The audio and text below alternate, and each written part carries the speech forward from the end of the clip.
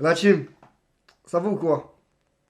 Vous savez, d'habitude, avant les débriefs, je me pose la question, je mets quoi comme pull ou comme maillot? Ça vous semble anodin, mais pour moi, ça ne l'est pas. Pourquoi ça ne l'est pas? Parce que moi, d'habitude, je mets très peu de maillots dans les débriefs. En réalité, je mets les maillots des équipes qui me touchent. C'est-à-dire le Paris Saint-Germain, ça me touche. Paris Saint-Germain, ça me touche. Le Maroc, ça me touche. La France, ça peut me toucher également, ça me touche. Mais pour les autres débriefs, question d'immersion en fait, je mets des couleurs d'une des deux équipes.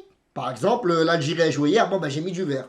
Hein. L'habitude Liverpool joue, parfois je m'habille, je mets un polo rouge. Ok, ça vous semble anodin. Mais aujourd'hui, j'ai mis un polo noir. Aucune des équipes a joué en noir. Mais j'ai payé un polo noir parce qu'aujourd'hui, c'est un jour de deuil. C'est un jour de deuil footballistique. Il y en a eu plein de jours de deuil footballistique. Mais là, aujourd'hui, ce qui s'est passé, c'est la première fois dans l'histoire du football. C'est la première fois dans l'histoire du football africain, certes, mais c'est la première fois également dans l'histoire du foot mondial. Et c'est choquant. Mais on va y revenir dans ce débrief. On va y revenir dans ce débrief. Je vais pas commencer comme ça, mais je suis pas trop de bonne humeur. Hein, même si on va faire des blagounettes, des trucs comme ça, ok, certes, mais je suis pas trop de bonne humeur. Bon, on va commencer ce débrief déjà par du côté malien. Du côté malien. Parce que le Mali, mine de rien, ils ont rendu quand même un match de bonne facture. Le Mali, ils ont rendu un match de bonne facture. Le Mali, ils ont commencé ce match avec un 4-2-3-1, avec notamment Ibrahima Koné, qui a été très bon dans ce match-là, Ibrahima Koné. Ibrahima Koné, mais c'est un Lukaku je vais pas dire de wish, parce que je vais pas l'insulter, mais c'est un Lukaku en réalité. C'est un rond-point, c'est un bus, c'est un terre-plein. Regardez comment il pousse. Il est face à 3 joueurs tunisiens. Mais c'est incroyable. Mais lui, il doit finir des 2 plateaux de grec. Hein, quand il va dans un kebab, il doit être interdit des kebabs d'Île-de-France. Vous avez vu comment il est balèze? Non, franchement, Ibrahima Koné, top match de sa part. Il a gainé ça, quoi. Franchement, top match de sa part. Et même question pressing, même si la Tunisie a pressé, mais regardez les Maliens. Regardez les Maliens comment ils pressent. Les Maliens, ils pressent comme si demain, il n'y avait pas de lendemain. Ils pressent.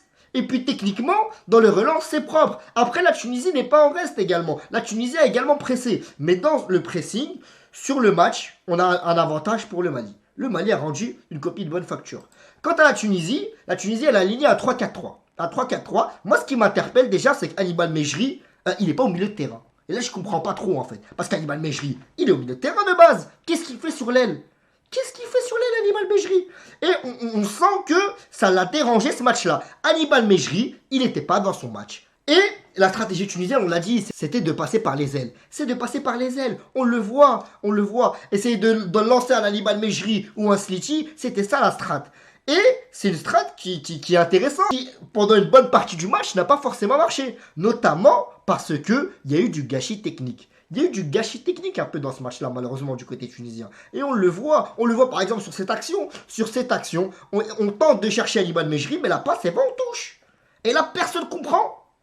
Et c'est ça le problème. Et c'est vraiment dommage. Et je parlais d'Hannibal Mejri. Et Hannibal Mejri, il rend pas également une copie de bonne facture. Hannibal Mejri, parfois, je suis désolé, parfois, il semble arrogant.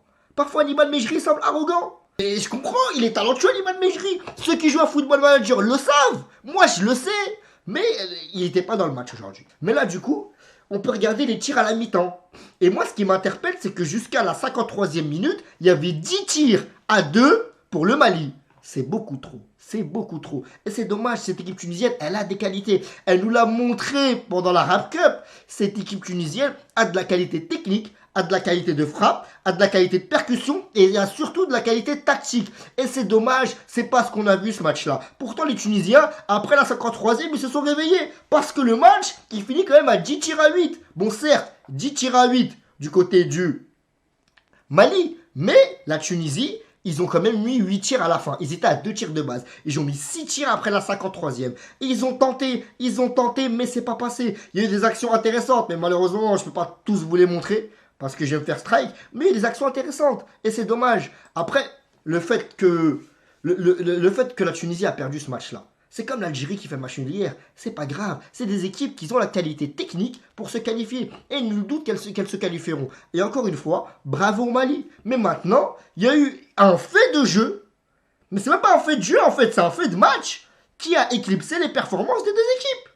Il y a eu un fait de match où on a l'arbitre. Il siffle, c'est un rire nerveux. Il siffle à la 85e. Il siffle la fin du match à la 85e. Mais qu'est-ce qu'il lui prend? Mais il était mal garé ou quoi? Il était garé en place handicapée. Mais même lui, je crois que c'est un handicapé. Donc le thème de la place handicapée, il marche même pas. Mais qu'est-ce qui se passe? Il était garé sur un trottoir. Il avait pas payé. Il y avait la SVP devant le stade. Mais quoi? Il voulait regarder l'Open d'Australie. Il en a eu marre. Il s'est dit quoi l'arbitre dans sa tête? J'ai trop donné, ça y est. Mais il est malade ou quoi lui? Il siffle à la 85e. Tu te dis bon, bah l'erreur elle est humaine. Eh ben non, 90e, il resiffle aussi. Voilà. L'arbitre, il faut le prendre, il faut lui mettre une clé de bras, il faut regarder sa montre connectée et voir s'il a eu des virements. C'est ça qu'il faut faire. C'est inadmissible. C'est inadmissible ce qui s'est passé. Et on me dit pas oui, mais c'est que la CAF. Non, il y a la CAF et il y a la FIFA. Quand on prend le match du Paris Saint-Germain, où on a un arbitre, je vais pas dire son nom, hein? Parce que, un, déjà, je m'en souviens plus, mais aussi parce que je le respecte pas. Ça fait deux. L'arbitre qui insulte Dembaba de Negro, et après qui dit oui, mais Negro, en Roumanie, ça veut dire noir ou je sais pas quoi. Déjà, tu qualifies pas quelqu'un par sa couleur. C'est totalement débile. C'est totalement débile. Cet arbitre-là, vous savez c'est quoi le point commun entre cet arbitre-là et l'arbitre du match Tunisie-Mali? C'est que les deux, à la base, ont eu un historique. Les deux ont eu un passif. L'arbitre de Tunisie-Mali, c'est pareil. Il y a eu un passif. On l'a suspecté de corruption et il est encore là. Et me dites pas oui, mais on l'a suspecté, pas accusé. C'est pareil. Quand tu suspectes quelqu'un, quand la FIFA suspecte quelqu'un, c'est quasiment sûr qu'il est dedans. Il faut arrêter. En Afrique, on donne le bâton pour se faire battre. Après, oui, nous, on peut plaider que la CAN, c'est mieux que la Copa América, ça joue mieux. C'est une pétition qui est un peu sous-estimée. On peut le plaider, ça. Et c'est pour ça que ça nous fait mal. Quand on voit des coachs de première ligue ou des coachs du monde entier qui respectent pas nos joueurs, des clubs qui respectent pas ce continent. Mais au bout d'un moment, il faut que nous, on se remette en question. Il faut qu'on se remette en question. Il faut que quand on dit oui, mais en Afrique, il y a beaucoup de corruption et il y a beaucoup d'affaires. Et là, nous, on s'indigne, on dit pourquoi vous parlez que de l'Afrique? Eh ben, je suis désolé, on parle que de l'Afrique parce que là, c'est des cas où on voit à la télé. On voit des pelouses. On voit des pelouses dans des états abominables. Pourquoi? On voit des cas de corruption. Pourquoi? Il y a un youtubeur, Romain Molina, qui est un excellent youtubeur. Elle a regardé sa chaîne. Et franchement, vu la petite communauté que j'ai, c'est pas à moi de vous dire ça, mais il fait de la qualité. Ce youtubeur-là, nous, sur YouTube, le cas le plus compliqué, c'est de trouver de l'inspiration pour les vidéos. C'est compliqué. Mais Romain Molina, avec tout ce qui se passe en Afrique, il a de l'inspiration jusqu'en 2059 ou 2090. C'est incroyable. C'est pas logique ce qui se passe. Mon cœur, il allait sortir dans ce débrief. Là, c'est quand on met du cœur à l'ouvrage, là, c'est vraiment, j'ai pas préparé le truc, je suis parti en freestyle. Mais vraiment, il fallait que je me vide. Voilà, fallait que je me vide dans ce débrief. J'avais besoin de vous parler, la team. J'avais besoin de... Parfois, je débriefe les matchs froidement. La plupart du temps, c'est ça. Mais là, c'était vraiment un débrief à chaud.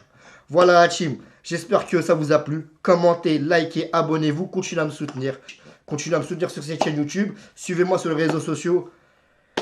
Vous êtes la meilleure communauté. Salut la team. Ciao, ciao.